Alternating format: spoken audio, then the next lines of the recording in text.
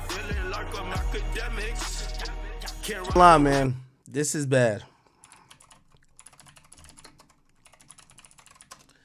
So it's being reported that the breakup of FS1 Undisputed, Skip and Shannon, has gone widely in the favor of Shannon Sharp. Skip Bayless is someone I actually respect, and I think that he is really important.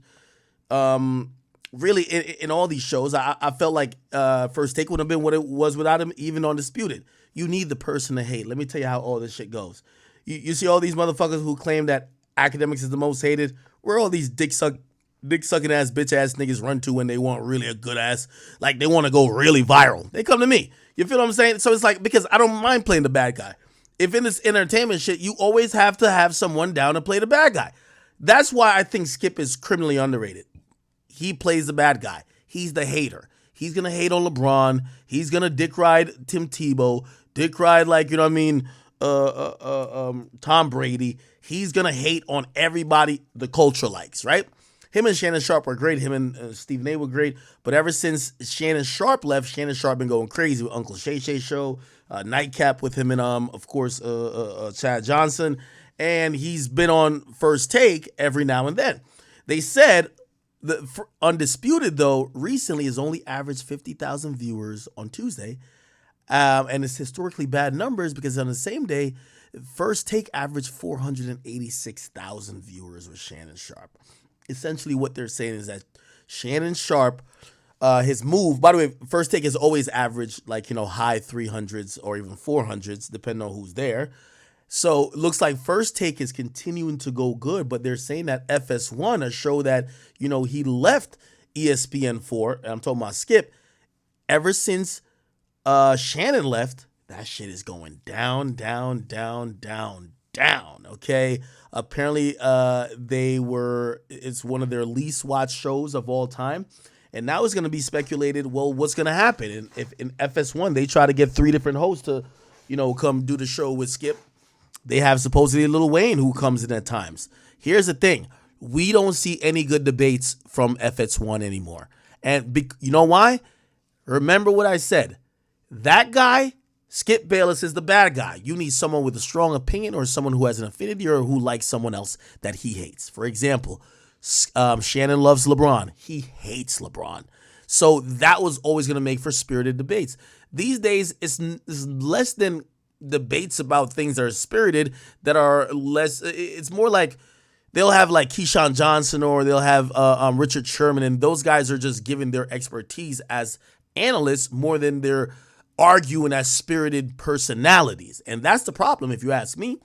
You're not about to argue with Lil Wayne. Lil Wayne is Lil Wayne. You get what I mean? So again, he's missing that element of it.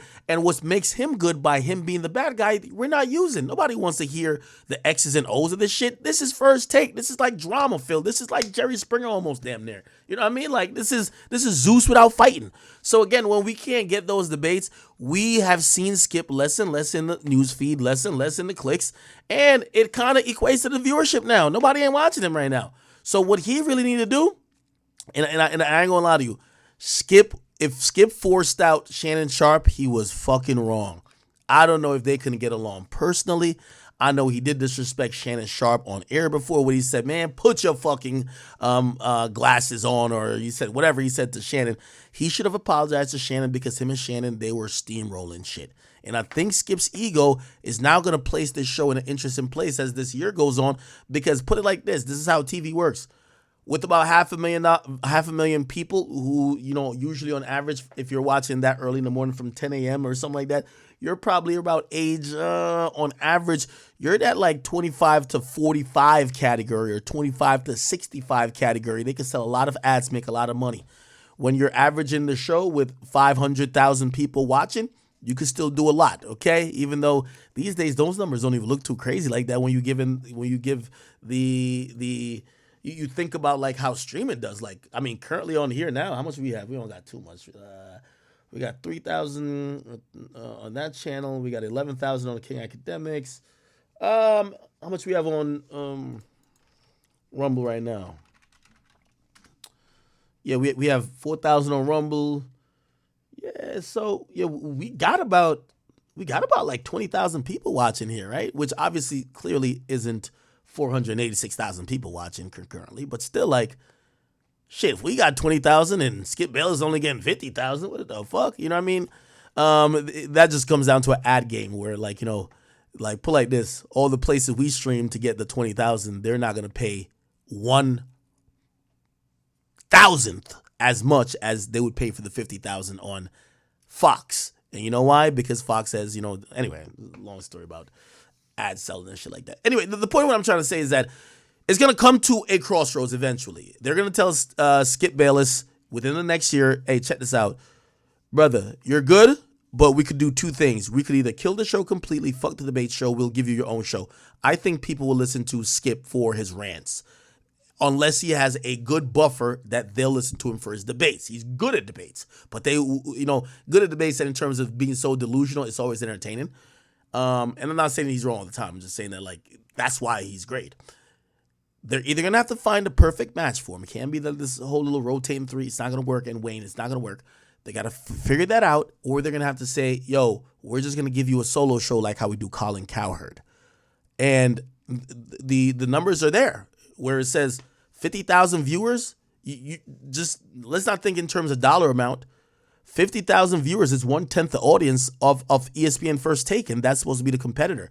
They're paying, or they paid Skip Bayless more than ESPN was down to pay him at the time. You get what I mean?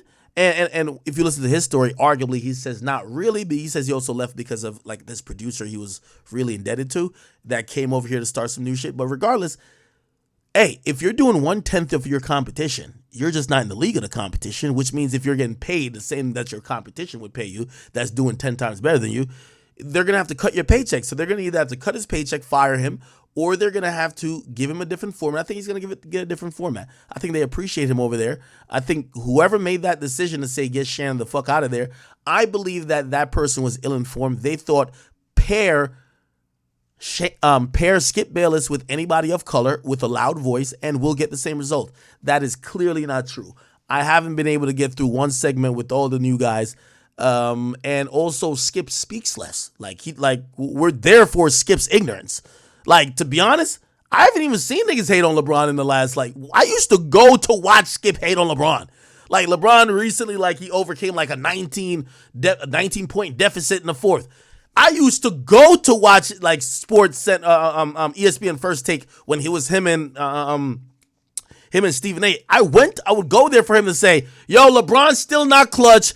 And matter of the fact, he ain't the real champion of the fourth because he got lucky. Like he's a hater. Like, you know what I mean? I go there to listen to the mental gymnastics of him basically not trying to give a nigga his props. It was always cool with me. These days, I don't go listen to him at all. So they got to get that in check because I know they're probably losing some money. And you know these corporations, they ain't finna sit here and lose money about a goddamn thing. So we'll see what it is. But it's kind of crazy.